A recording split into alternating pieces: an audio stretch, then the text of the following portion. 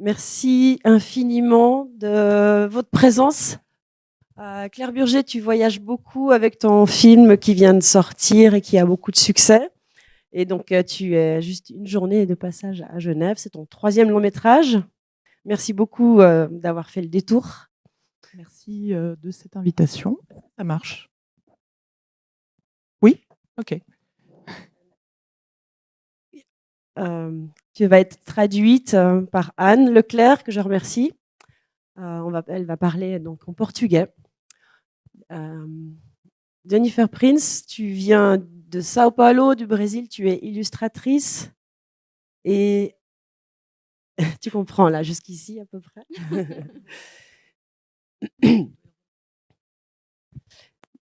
D'accord. Et tu as un art très particulier qui représente des femmes lesbiennes dans des sortes d'illustrations inspirées d'un style vintage. Tu tens uma arte assim muito particular, inspirada assim numa arte muito vintage.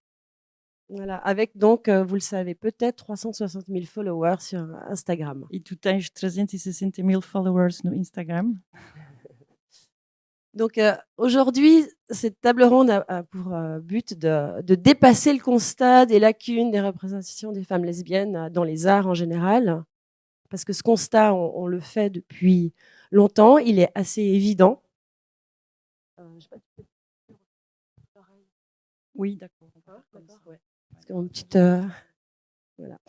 Et nous avons ici 2 créatrices qui, chacune à sa façon, dans des domaines très différents, ont porté à l'image des femmes lesbiennes.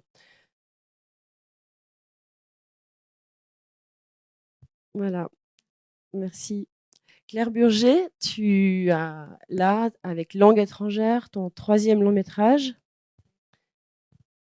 Et ma première question, c'est la façon dont est promu ce film. On dit que c'est l'histoire du couple franco-allemand, alors que moi, je vois à l'écran un couple de jeunes femmes qui s'aiment. Est-ce que tu peux nous en dire quelque chose sur ce... Bien sûr. C'est d'abord une histoire d'amour entre deux jeunes femmes, mais c'est aussi l'histoire du couple franco-allemand en métaphore et peut-être aussi une tentative de faire le portrait d'une certaine jeunesse européenne. Mais c'est vrai que j'avais envie d'aborder. Moi, je suis née à la frontière franco-allemande et j'avais vraiment envie, à travers cette idée d'éthique, d'aborder des thèmes peut-être plus politiques, historiques, mais quand même, je voulais d'abord faire un film d'amour, un film d'intimité entre deux adolescentes qui se découvraient et qui se découvraient aussi une attirance l'une pour l'autre. Donc c'est le cœur du film. Mais autour de ça, c'est la petite histoire dans la grande histoire. Enfin, j'essaye en tout cas. Et ma question, elle était aussi sur la façon dont ce genre d'histoire est promu en termes de marketing. Alors, en termes de marketing, puisqu'on en a parlé tout à l'heure, c'est vrai que c'est pas une évidence. Le cinéma, c'est un art qui coûte cher. C'est un art collectif. Il a plein de côtés très très chouettes, mais ça, c'est payer une équipe, le tournage, tout ça, c'est très cher. Et évidemment, quand on a une histoire d'amour entre deux femmes, on se heurte de moins en moins, je pense, quand même, chez les financiers, à de l'homophobie ou à du rejet. Mais on a ce problème de tout de suite inquiéter tout le monde parce qu'on se dit que le film va être niche, ce qui est souvent vrai. C'est-à-dire que vous parliez tout à l'heure des spectateurs hommes lambda. Alors, ce qui est assez fou, c'est que normalement, en France, aujourd'hui, je crois, la majorité des spectateurs sont des spectatrices, mais assez âgées. Et les femmes vont voir des films avec des personnages masculins. Elles arrivent à regarder des films en s'intéressant à la vie des hommes. Les hommes vont assez peu voir des films dont les personnages principaux sont des femmes. Et je dois avouer que, à part quelques films qui font exception, dont on pourra peut-être parler, les films gays et les films plus particulièrement encore lesbiens ne font pas forcément venir en salle ce public qui est un petit peu vieillissant, en France en tout cas. qui a l'impression que ça ne s'adresse pas à lui et que ces histoires d'amour-là ne l'intéressent pas plus que ça. Donc c'est difficile de convaincre des gens de nous donner de l'argent pour un film qui risque de ne pas être rentable assez rapidement. Juste un petit mot sur l'histoire du choix de l'affiche du film. Alors, l'affiche du film, aujourd'hui, c'est, enfin, en tout cas en France, parce qu'en Allemagne, ils n'ont pas choisi la même affiche. C'est Lilith Grasmuck qui est ici et Josefa Heinzius, les deux actrices principales, qui sont dans une manifestation. Et ça parle plutôt du côté engagé. Et donc, on les voit dans une manif et il y a marqué derrière la jeunesse en colère. Et en fait, ce sont de longues discussions quand même, le marketing, la façon dont on va parler du film. Moi, j'étais plutôt pour une autre affiche où toutes les deux, elles échangent un morceau de chocolat. Le film s'appelle Langue étrangère. J'avais l'impression que ça racontait plus le côté justement peut-être ambigu du titre, un peu érotique, moi je trouvais que pour moi en tout cas c'était plus attirant d'aller au cinéma pour cette histoire d'amour.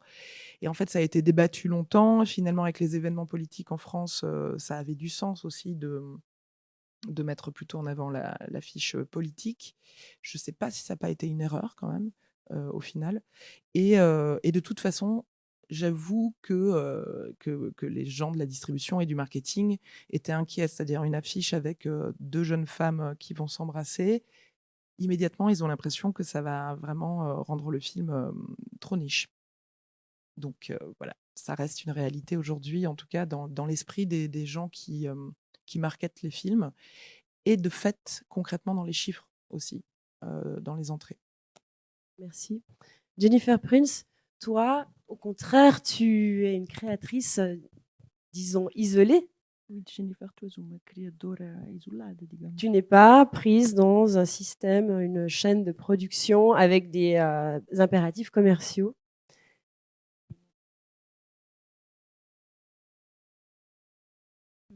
Est-ce que tu peux nous dire comment tu es parvenue quelque part à faire ton industrie à toi, artistique?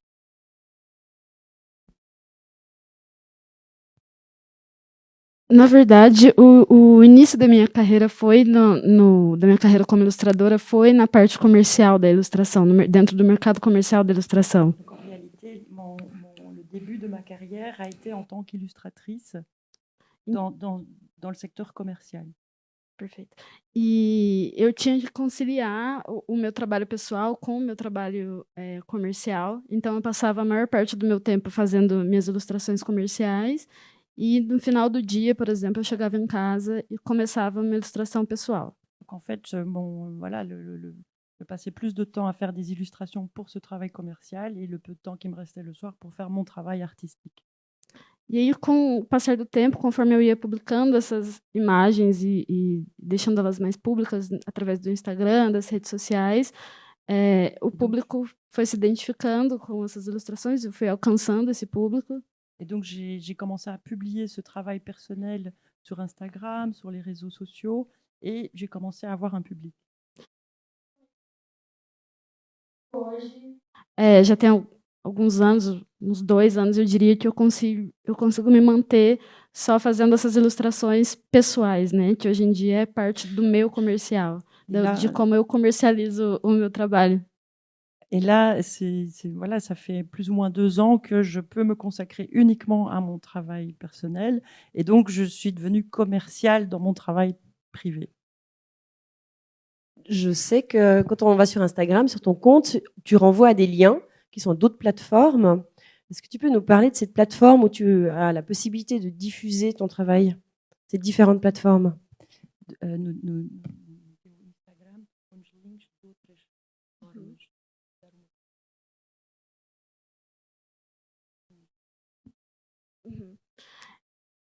O Instagram, com certeza, é a rede social onde eu mais publico minhas coisas, assim, tipo, onde eu consigo mais manter um fluxo de trabalho, onde eu consigo mostrar mais coisas que eu estou fazendo. Donc, c'est surtout sur Instagram que je peux vraiment publier mon travail. Mas, definitivamente, existe conflito que é a censura, que o Instagram coloca sobre trabalhos que são podem ter pouquinho mais de algo explícito. Par contre, le fait d'être sur Instagram, voilà, il y a parfois des problèmes de censure. Uhum. E essa censura, ela me limitava, me limita muito em muitos sentidos. Então, eu optei por testar outras redes sociais e tentar usar outras redes sociais para mostrar outros tipos de trabalho. Et donc, à cause de ce problème de censure, c'est pour ça que j'ai été chercher d'autres plateformes de réseaux sociaux pour pouvoir présenter mon travail. Uma delas sendo o Patreon, que é uma plataforma onde as pessoas conseguem apoiar artistas e criadores mensalmente, financeiramente. Donc, une de ces plateformes, c'est Painting. Patreon. Patreon. Patreon. Patreon. Ah, Patreon, pardon. C'est l'accent brésilien. Patreon. Voilà. Donc, sim, e lá eu consigo postar imagens mais eróticas, imagens com nudez, imagens com... criar histórias que o Instagram... Seria impossível publicar no Instagram. Donc là, elle peut publier des choses qu'elle ne pourrait pas publier sur Instagram.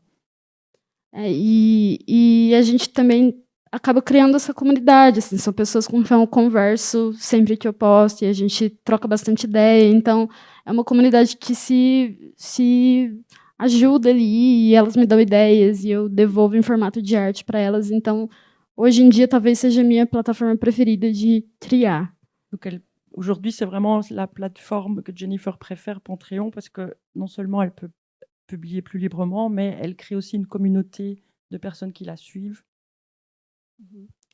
Et financièrement, est-ce que c'est Patreon ta source de revenus pour vivre? Comment tu vis en fait?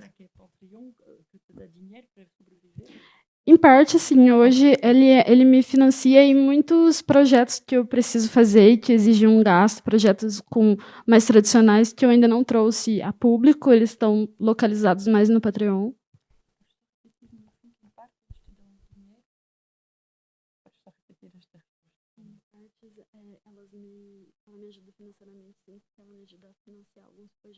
Ah, oui, donc oui, ça m'aide financièrement parce qu'en plus, il m'aide à financer mes propres projets. Mas uma boa parte da minha vida financeira vem do trabalho comercial que eu ainda faço. Hoje, meu trabalho é mais focado em capas de livros e é daí de onde eu tiro mais o meu ganho de vida, mas o Patreon com certeza me ajuda muito. Mais ma principale source de revenus reste quand même mon travail commercial. Notamment, elle fait des couvertures de livres. Pas forcément à thématique lesbienne. On parle de commande. E pode ser comendas que não tem nada a ver com a temática lésbica. Sim, mas eu gostaria, e a minha intenção é que seja cada vez mais capas lésbicas. Eu fiz 2, que eu gostei muito, que ainda não foram lançadas, mas a minha intenção é entrar cada vez mais dentro de capas lésbicas mesmo, para unir os dois mundos. Oui, Jennifer, évidemment, elle préférait ne faire que des couvertures plutôt à connotation lesbienne. Et elle aimerait donc unir comme ça argent et plaisir dans ce qu'elle fait. Merci.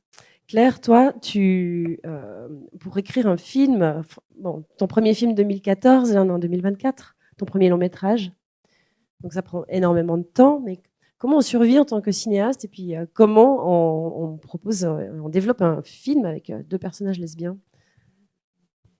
Comment on survit quand on est cinéaste? Écoutez, on a la chance quand même en France d'avoir un système quand même de financement qui est vraiment intéressant. Moi, j'ai fait beaucoup de cours avant. J'ai gagné pas mal de prix dans des festivals prestigieux, donc ça m'a permis de pouvoir m'autoriser à proposer des projets de long et à être soutenu à la fois dans un dispositif public, mais aussi par des partenaires privés, Canal+, etc. Donc après, c'est toute une économie qu'il faut mettre en place. Moi, je suis plutôt longue. Je fais un film tous les 4-5 ans. Donc, d'une certaine manière, je gagne pas super bien ma vie, puisqu'il faudrait que je sois plus rapide pour bien gagner ma vie. Mais quand même, j'avoue que je pense que j'ai de la chance parce que je fais justement un cinéma qui n'est pas hyper commercial, dans le sens où je m'autorise à aborder des sujets qui ne sont pas très spectaculaires, à souvent ne pas tourner avec des stars. Alors maintenant, il y a un peu... J'en mets quelques-unes, mais pas dans les rôles principaux en plus. Et donc, c'est pas les films qui se financent le mieux. Mais pour l'instant, je tiens grâce au prix. C'est-à-dire le fait d'avoir soit une bonne critique de journalistes, soit des prix, quand même amène pour un certain nombre de partenaires financiers au moins un peu de prestige. Donc je continue à m'autoriser à faire des projets qui sont pas commercialement hyper viables. Je voulais rajouter pour rebondir un peu sur ce que tu disais, parce que je pense que la question de la censure est aussi importante. En France, il y a, au moment du marketing et au moment du financement, la question se pose quand on a des personnages principaux lesbiens de se dire que le film va peut-être être niche, mais il n'y a pas réellement de censure. Par contre, c'est vrai que dans la partie financement, ce qui est compliqué, c'est que quand on fait un film avec des scènes lesbiennes ou des personnages principaux lesbiens, on ne vend pas le film dans beaucoup de territoires aussi. Donc c'est encore un autre endroit où se pose la question de à quel point on peut s'autoriser ou pas à faire des films un peu chers. Par exemple, l'Asie a beaucoup de mal à diffuser et en festival et en achat de films. C'est très compliqué en Asie. Mon précédent film, il y avait un personnage qui n'était pas le personnage principal, qui embrassait une fille. Ça a posé je ne sais pas combien de problèmes en Chine. Et donc le film n'a pas pu être diffusé. Là, ce film-là, pour le coup, je ne peux pas du tout le vendre en Asie, mais pas non plus dans un certain nombre de pays. Là, je reviens du Maroc, où au dernier moment, ils avaient coupé les scènes d'intimité. Donc, je crois que nous, on ne se rend pas bien compte qu'on n'a pas de censure directe, mais finalement indirecte, parce qu'on a ce problème commercial. Et que dans beaucoup d'endroits du monde, pour le coup, il reste une vraie censure sur les films lesbiens et gays. Alors, bon, il est clair que les moyens de production et les moyens de diffusion, les possibilités de diffusion impactent la créativité, parce que c'est une question de survie. Et moi, je voudrais vous demander à chacune à quel moment et quel a été le processus qui vous a permis de vous sentir libre pour créer des personnages lesbiens. Peut-être on commence Oui. avec toi. Alors, moi, j'ai mis du temps, en fait, mais je t'en parlais tout à l'heure, je ne suis pas sûre de savoir très bien pourquoi. Parce que pour moi, les films lesbiens, moi, j'ai su que j'étais attirée par les femmes autour de mes 13 ans, et immédiatement, je me suis précipitée sur tous les livres et tous les films que je pouvais à peu près voir ou trouver, et c'était pas simple. Et, euh, et pourtant, c'est pas un sujet que j'ai abordé tout de suite dans mes films. Et rétrospectivement, je me demande pourquoi. Alors, est-ce que c'était un truc inconscient de savoir que si je voulais réussir à faire des films un peu porteurs, ou en tout cas qui me permettraient de m'installer dans le milieu, il valait mieux que je commence d'abord par parler des hétéros? Ou est-ce il y a aussi, je crois, une réaction chez moi pendant un certain temps. J'avais pas envie, parce que j'étais femme, de faire que des films de femmes, parce que j'étais féministe, de faire que des films sur l'avortement, et parce que j'étais lesbienne, de faire des films lesbiens. Je pense que pendant longtemps, en tout cas, je me disais que le féminisme, c'était aussi de me dire que j'étais cinéaste et que j'avais le droit de parler de ce dont je voulais, et pas de me cantonner à un petit segment. Et puis finalement, après, j'ai fini par me demander pourquoi j'abordais jamais ce thème. Et donc, j'ai fini par avoir un personnage, une jeune fille qui tombait amoureuse d'une autre femme dans mon précédent film, C'est ça l'amour. Et puis ensuite, je me suis dit, une fois qu'on a mis le doigt dedans, c'est difficile. C'est-à-dire, pour moi, c'est tellement. J'essaie de faire des films aussi assez personnels dans mon engagement, et j'essaie d'être le plus sincère possible pour essayer de créer un lien avec le spectateur autour de cette question-là, de la sincérité et de l'authenticité. Et c'est vrai que le fait de parler d'un amour lesbien pour la première fois dans mon précédent film, j'ai senti à quel point, même pour moi, il y avait quelque chose d'émouvant. Et je crois que j'ai eu envie ensuite, évidemment, d'aborder un amour entre deux femmes. Et maintenant, je suis emmerdée parce que je me demande si je peux encore parler des hétéros. Mais je sais que c'est un peu bizarre, mais quand même, on vit avec nos films, justement, moi, parfois 4-5 ans. Je suis tout à fait pour que les hétéros existent, j'ai pas de problème avec ça et tout. Mais ce truc de parler de désir ou de parler d'amour, d'émotion. Je veux dire, visiblement, les hétéros parfois ont du mal à se retrouver dans nos amours à nous. Peut-être qu'il y a un peu le même phénomène. Et je me demande si je vais arriver à. Il vaudrait mieux parce que commercialement, il faudrait que j'arrive à reparler de la. Oui, mais je me demande si je peux y arriver. C'est vrai, je vous jure, c'est une vraie question. Merci. Jennifer, je vais te poser la même question. En fait, comment tu es arrivée à développer ce genre de thématique de façon libre?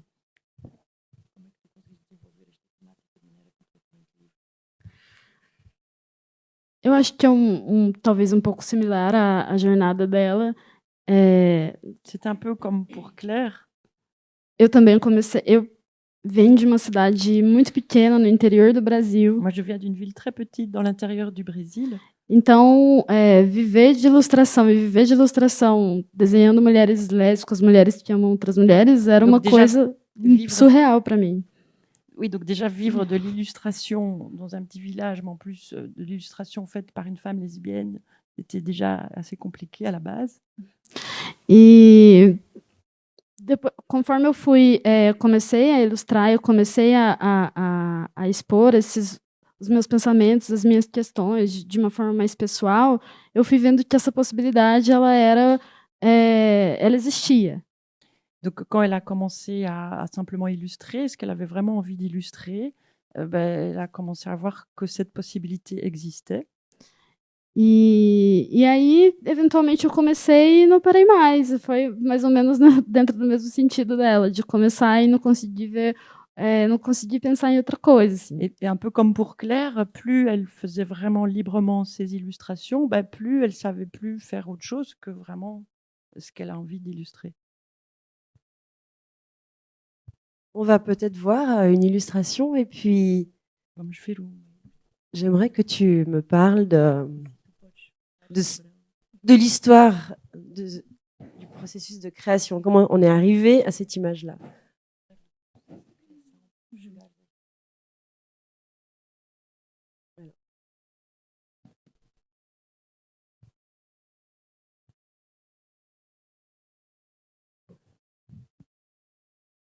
Deadly Lips. Deadly Lips. Essa ilustração, ela vem de um exercício que eu faço de quando eu estou pensando no que desenhar na minha próxima ilustração, é pensar por que não? Donc ça, c'est une illustration. Je n'en plus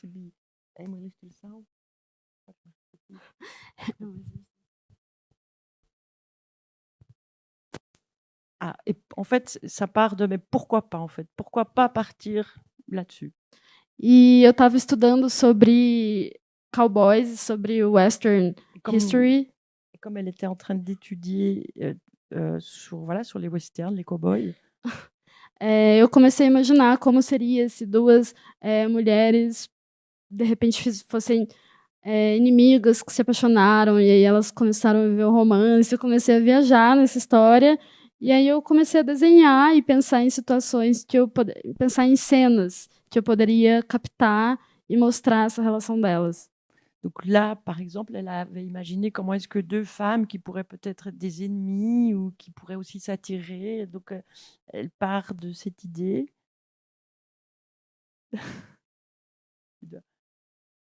Tout.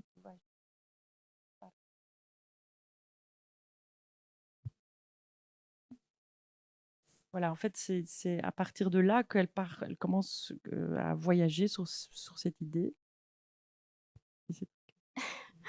E aí eu comecei a pensar, captar cenas, pensar em cenas que poderiam captar essa relação delas.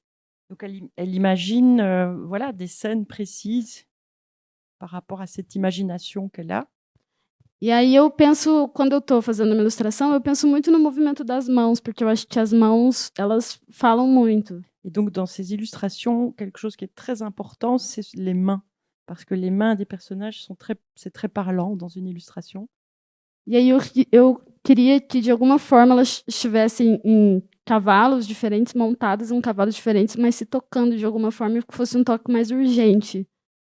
Donc là, par exemple, elle voulait qu'elle se touche sur des chevaux différents, mais que je toque.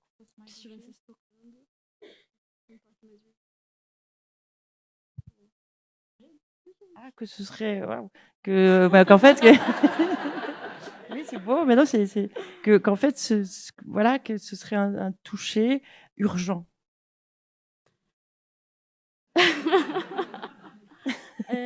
E aí eu comecei a pensar em uma frase que similar a como são nos quadrinhos, nos comics, né? Essas pequenas frases que estão descrevendo de certa forma o que está acontecendo. Et donc voilà, elle complète cette idée avec les phylactères qui complètent donc l'idée. Et voilà, qui complète la scène, qui commente la scène aussi. Isso. E aí eu pensei nessa frase e eu achei que a coisa do Deadly Lips que trazia essa urgência junto com a imagem. Voilà, et donc c'est le dead lips qu'elle trouvait que ça amenait cette urgence dans l'image. Ok. Dead lips. Merci. Deadly. Deadly lips. Ok. Et des lèvres mortelles. Deadly lips. Je vais montrer une autre image. J'aimerais que tu me commentes aussi.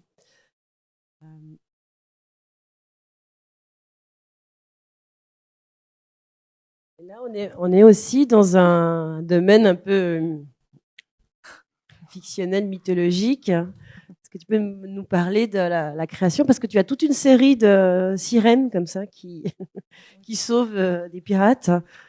Ça vient d'où cette idée?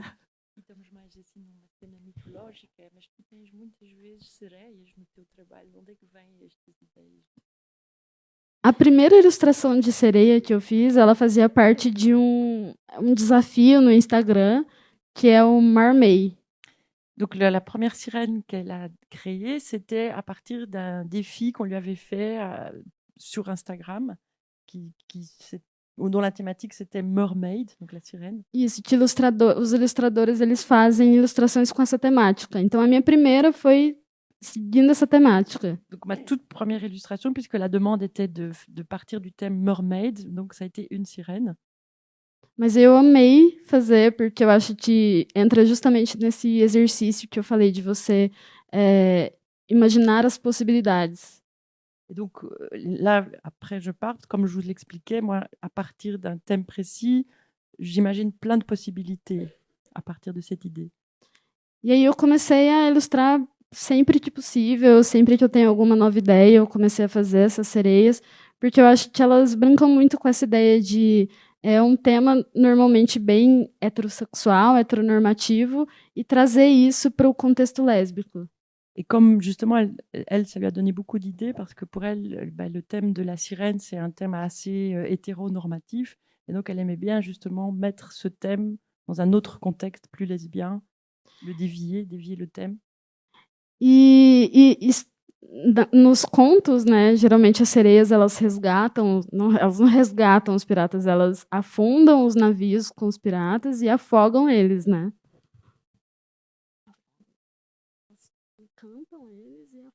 Ah, parce que les sirènes enchantent et en même temps se noient. Os homens piratas. Ah, enchantent les hommes pirates, mais en même temps, elles se noient. Elles se afogam. Não, as sereias afogam os piratas. Ah, pardon, le brésilien portugais. Les sirènes noient les hommes pirates. Voilà. Aí eu pensei, bom, nunca se falou nada sobre afogar as mulheres. Et après tout, on n'a jamais parlé de noyer les femmes. Aí eu pensei que, em vez de ser um encantamento que traz a pirata e afoga, elas estão resgatando ela desse contexto heteronormativo e trazendo para esse paraíso com várias sereias. Et donc, voilà, je ne sais pas dire comme ça littéralement, mais en gros, voilà. Donc ici, c'est la pirate qui est noyée par les sirènes. Excusez-moi. Oh, pardon. Qui est sauvée par les sirènes, ok. Mais je n'en sais plus tout de tua frase.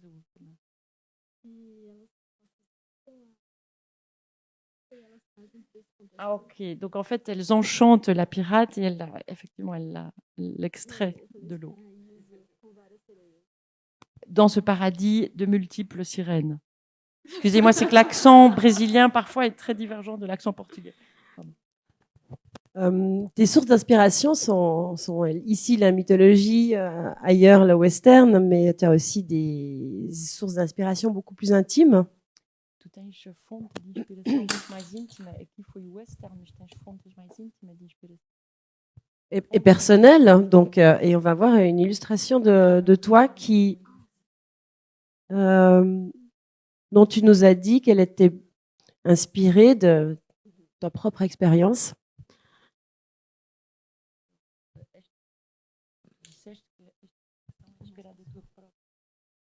Sim, eu considero que eu tenho 3 pilares de inspiração. Donc, moi, j'ai 3 piliers d'inspiration, je dirais. O primeiro seria o pessoal. Donc, d'abord, le personnel, Minhas experiências, minhas vivências como uma mulher lésbica mes expériences, mon vécu en tant que femme lesbienne e minhas experiências pessoais de modo geral. et mes expériences de manière générale. E muitas das minhas ilustrações, elas vêm de algo que realmente me aconteceu, alguma coisa que eu vivi de fato. Et donc, beaucoup de mes illustrations viennent vraiment de choses qui me sont arrivées, Mas que eu traduzo para uma ilustração. Então, não necessariamente é uma foto de um momento, mas é uma tradução de um sentimento, algo que eu vivi. donc c'est pas vraiment une photo de ce qu'elle aurait vécu, mais la traduction de ce qu'elle aurait vécu. E no caso dessa, eu tinha acabado de perder uma pessoa muito importante, duas pessoas, na verdade, muito importantes para mim. Et justement, dans le cas de cette illustration, je venais de perdre 2 personnes très chères pour moi. E eu entrei em quadro depressivo e a minha esposa, ela passou o tempo todo comigo e me apoiando. E foi período que eu não estava conseguindo criar muito. Et donc, c'était assez, d'ailleurs, une période douloureuse parce que mon épouse m'appuyait beaucoup, m'assistait beaucoup et j'étais assez dépressive dans cette période. J'étais même pas très enclin au travail d'illustration. E aí eu pensei em uma ilustração para demonstrar mais essa força que ela estava me dando do que passar o que eu estava passando, do que traduzir o que eu estava passando. Donc elle préférait montrer dans cette illustration la force que ces femmes lui avaient donnée plutôt que la tristesse de ce qui lui arrivait dans sa vraie vie. E aí essa ilustração veio disso. Eu comecei a imaginar um cenário de uma chuva, uma coisa negativa, mas transformar isso em algo positivo. E aí eu coloquei uma das mulheres protegendo a outra da chuva, né? Tipo, ajudando a outra ali nesse temporal. Et donc c'est pour ça qu'elle a créé ces 2 personnages sous la pluie, parce que la pluie a quelque chose comme ça de triste, mais en même temps ces 2 personnages se tiennent côte à côte, se soutiennent. Et c'est quelque chose de plutôt beau. E tanto que essa ilustração, o nome dela é Gatio, que eu tô aqui com você, e a ideia era demonstrar isso de alguma forma. Donc c'est bien.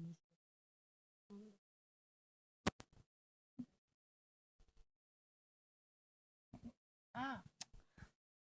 Et qu'une de cette illustration, Chame Ceci, s'appelle I Got You. Qui veut en fait dire pour elle, I got you, c'est je suis avec vous. Et qui traduit voilà ce qu'elle traversait à cette période. Merci. On va repasser au cinéma, si vous voulez bien. Et Claire, je voudrais te demander, on va voir la bande-annonce de ton film, mais je voudrais te demander comment tu as envisagé la création de ces personnages et à quel point ces 2 personnes, ces 2 jeunes femmes lesbiennes, comment tu les as construits avec tes actrices également. Je sais pas si on peut enlever Attends, excusez-moi, est-ce qu'on peut enlever l'image? Comment je les ai construits? Alors d'abord, je les ai écrits et il a fallu trouver les jeunes femmes qui pouvaient les incarner. C'est donc un échange linguistique entre une jeune Française et une jeune Allemande. On commence le film dans le point de vue de la jeune Française et au milieu du film, en passant la frontière, on passe dans le point de vue de l'Allemande. Donc on a moitié en Allemagne, moitié en France.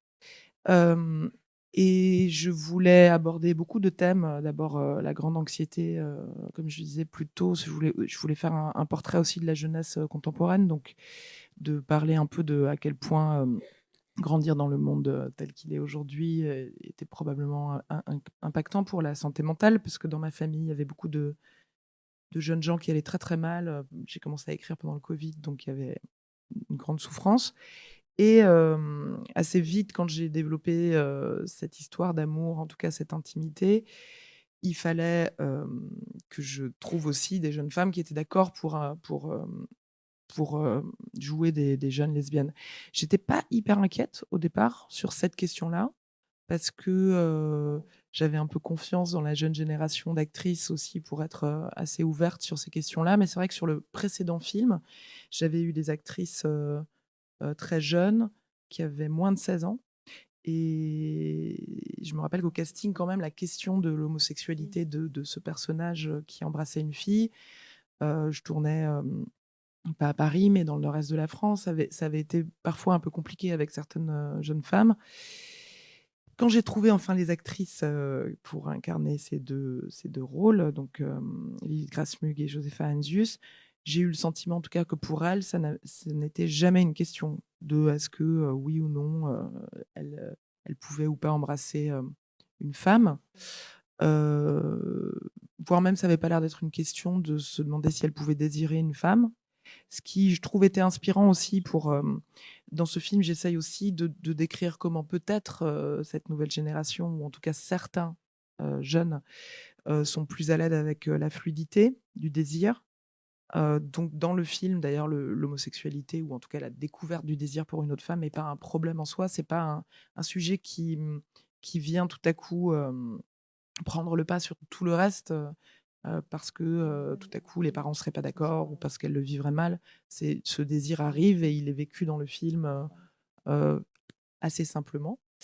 Voilà, mais après il y avait des scènes d'intimité. Alors les 2 personnages à l'écran ont 17 ans, mais les 2 actrices, Fanny, donc la française, avait en vérité 23 ans et 21 ans pour la jeune allemande.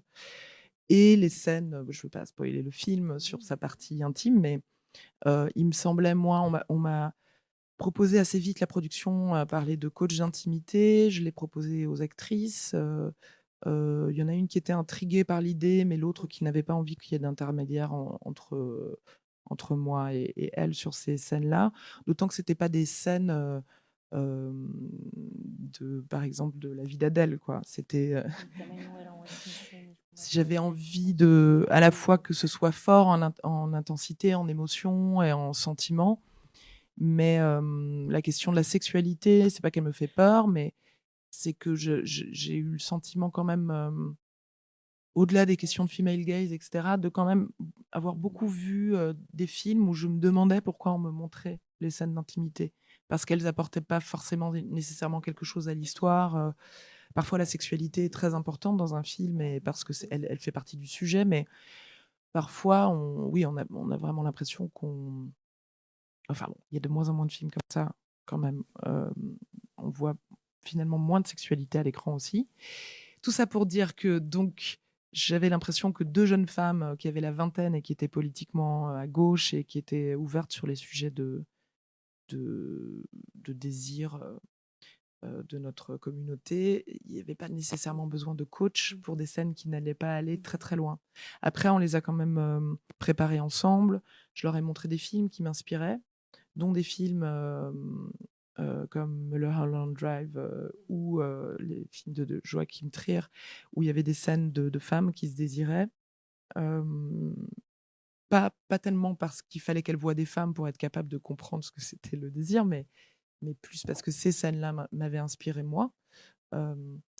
Et d'autres films, même un film de Blier qui est réputé pour être misogyne. Il y avait une séquence de plan à 3 qui m'intéressait pour le film, donc on a regardé ces séquences ensemble. On a un peu chorégraphié aussi les moments de scènes d'intimité. On a essayé de faire en sorte que tout le monde soit à l'aise. J'ai l'impression que c'était le cas.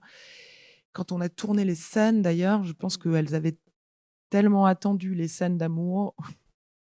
Je crois, c'est peut-être le dernier jour ou l'avant-dernier jour qu'à un moment donné, je pouvais même pas les arrêter, quoi. Quand elles n'étaient pas censées s'embrasser, elles s'embrassaient, alors que vraiment, je disais non, pas maintenant.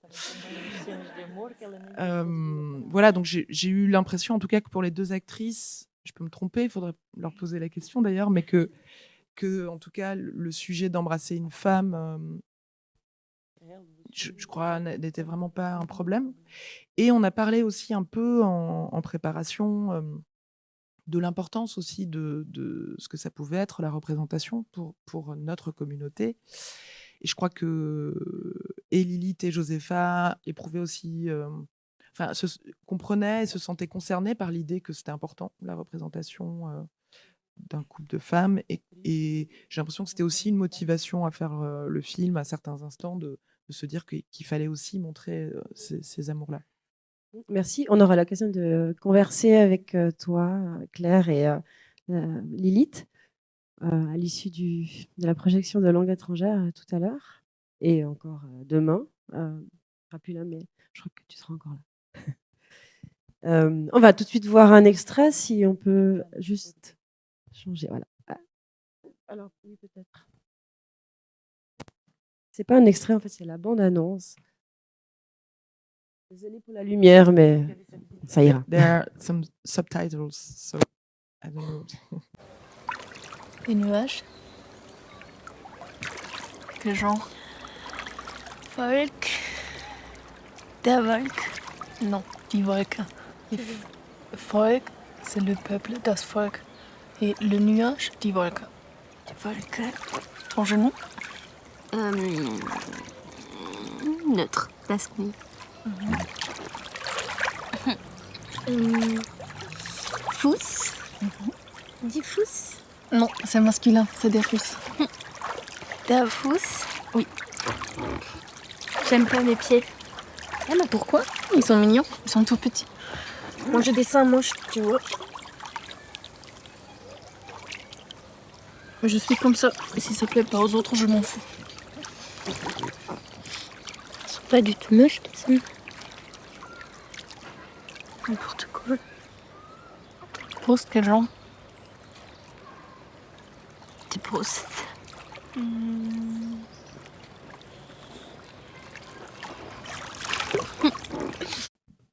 Donc, Die Brust. Merci pour ce cours de langue. Tu parlais d'inspiration et tu as cité des films en référence précisément pour la construction de langue étrangère, mais est-ce que tu as des modèles de créatrices ou de créateurs, hein, d'ailleurs, pourquoi pas, qui ont créé des personnages lesbiens et qui t'inspirent particulièrement? Oh, je déteste ce genre de questions. Mulholland Drive. Non, pardon, hein, c'est moi qui ai un petit peu du mal avec ça, parce que j'ai l'impression que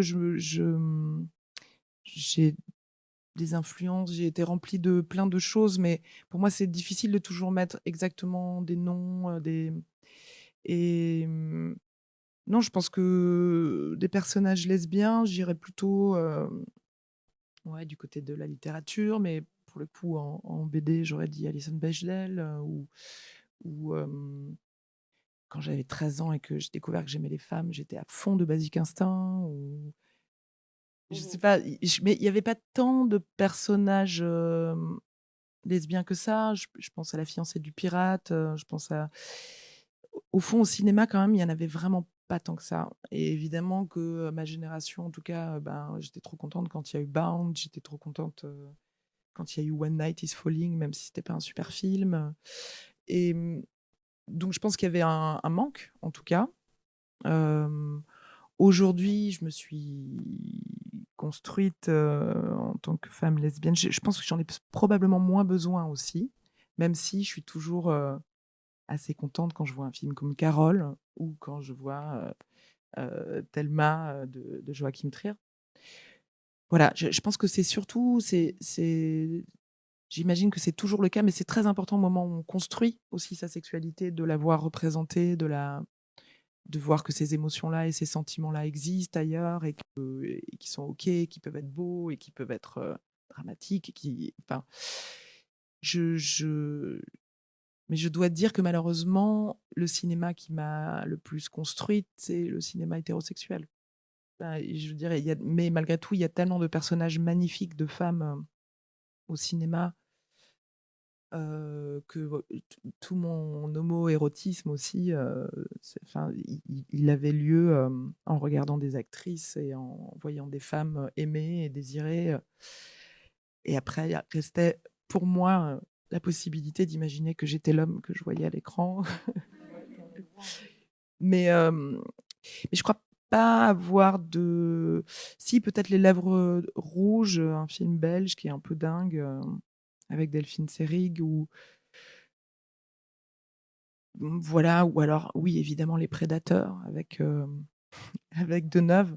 Mais voilà, c'est plein de petits personnages que je suis allée piocher un peu partout. Mais finalement, il n'y a pas encore assez de films lesbiens, donc il y a peut-être... Ce ne sont pas mes films préférés, pour le coup. J'étais fan de Cassavetes et de Gina Rolands, et elle était hétéro. Merci. Et Jennifer, quelles sont tes inspirations à toi de modèles de représentation de lesbiennes?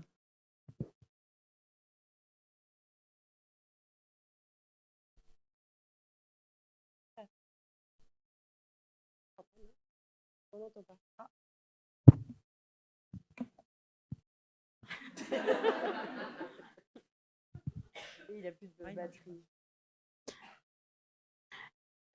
Personagens, eu acho difícil pensar em personagens específicas, porque o que acontece? Você vai precisar falar. Donc les personnages ouais, donc des personnages. É difícil pensar em personagens específicas. Elle pense toujours à des personnages bien spécifiques. Mas durante o meu desenvolvimento da minha identidade como lésbica, Mais justement, durant le développement de son identité sexuelle de femme lesbienne, como eu tinha pouca ou quase nenhuma representatividade enquanto eu crescia, comme pour moi aussi, il y avait voire pas du tout ou très peu de représentation.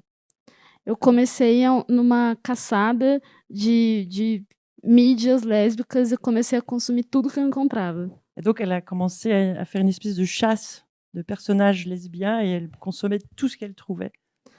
Então eu assisti assim muitos filmes, muitas séries, li muitos livros, assim, muitos dentro do que eu encontrava, né? Donc elle a vu beaucoup de films, de séries, dentro do que eu conseguia encontrar. dans ce qu'elle pouvait trouver.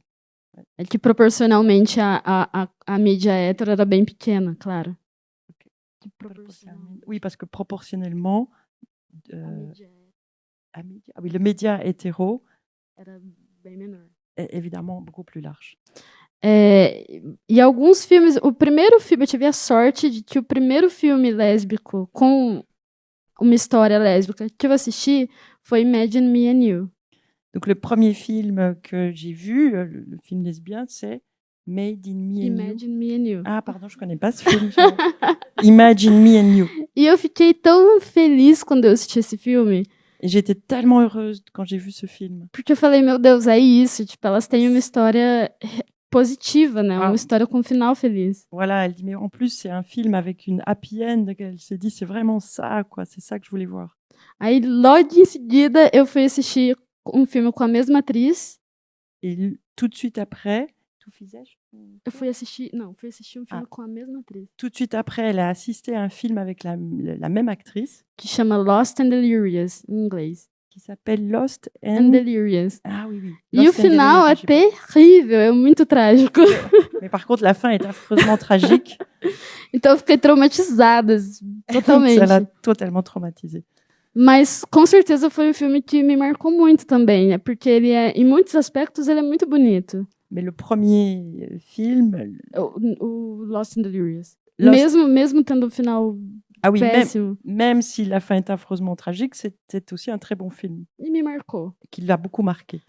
E desde então eu busco assistir filmes de todos os tipos, mesmo os que têm finais muito ruins. Donc même si c'est avec une fin tragique, peu importe, elle recherche toutes ces formes, tous ces films. E alguns desses filmes, ainda hoje são filmes que eu gosto muito, como The World to Come, The World to Come, par exemple, ça c'est encore aujourd'hui un film que Jennifer aime beaucoup. Carol, que tem um final feliz. Carole, qui a une happy end. É um filme que me marcou muito. Qui m'a beaucoup marqué. E o que tem em francês? Retrato de uma jovem em chamas. Et un portrait d'une jeune femme. Yeah. Portrait de la jeune fille en feu. De jeune fille en feu, alors. The French Mireille movie. Faux, de Céline Sciamma. Em português yeah. Ah, oui, c'est ça. Portrait d'une jeune fille en feu. E são filmes que eu gosto muito. E de séries, ainda que seja uma série que hoje em dia ela seria feita de uma outra forma. Eu vou falar qual é. Pode falar o que eu falei até agora. De quê? Que ainda que seja uma série que hoje em dia seria feita de uma outra forma. Donc même si c'était une série qui aujourd'hui serait faite d'une autre façon. The Award foi minha escola. The Award? The Award. The Award a été une vraie école pour elle. The Award. Oh là là, je suis nulle, pardon. L-word, Anne. L-word. Então, comme lesbienne. Pardon. Et, merci beaucoup. En fait, toutes ces œuvres, un certain nombre de ces films, tu les as représentés dans des affiches qui sont des créations qu'on retrouve là au rez-de-chaussée. On les a imprimés pour les afficher au rez-de-chaussée.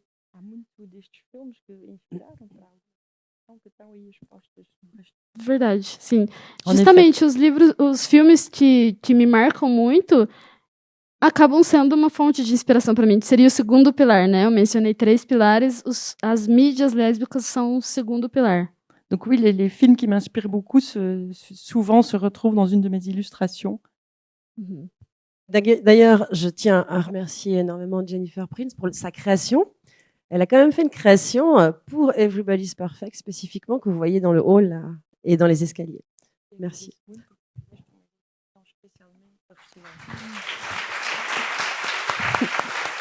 Foi prazer. C'est un vrai plaisir. Prazer. Fiquei muito honrada de Elle a fazer. été très honorée de pouvoir faire cette illustration. Vous trouverez des œuvres exposées au Phare, le bar qui se trouve à la rue Lissignol, au centre de Genève. Et Jennifer va aussi dédicacer des œuvres imprimées qu'on peut acheter à la billetterie. On fera ça dans la semaine, vous serez avertis. Voilà, tu pourras dédicacer des œuvres que les personnes pourront acheter.